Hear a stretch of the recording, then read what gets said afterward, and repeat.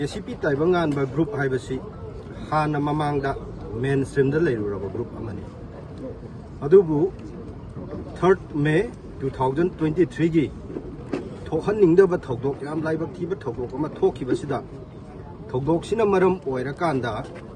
mainstream da leiruraba ai isamak aduga aigi Cadres sing aikoi gi public singbu protection pina nabagi damakta makoi life property amadi koi gi state ki territorial boundary si ngak nanabagi damakta tangai padana aikoi kutta khulai parak pataki 18 August 2026 da KCP-Taibanganba Group aduga chairman ai isa Taibanganba yauna government ka state government ka peace talk process ki homecoming ceremony makhak pangthok masi pangthok libasigi maram si KCP-Taibanganba Group haibasi hana mamangda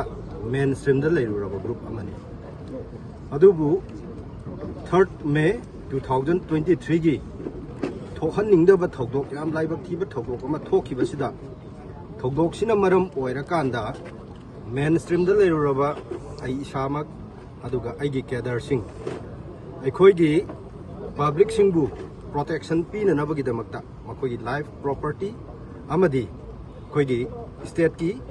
territorial boundary si ngak nanabagi damakta tangai padana aikoi kutta khulai parak pataki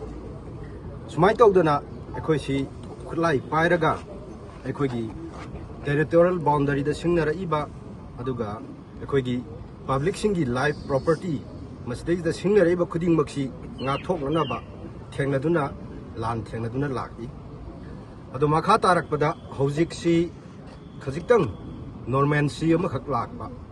hana leramba phibam dagi khajiktang shanti oirakba aduna maram oirakanda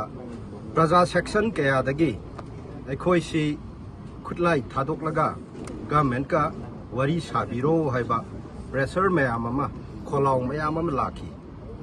madugi pressure kholaw singdu public singi kholaw do khoina ishorgi kholaw ni ishorgi yathangni na lawjara kanda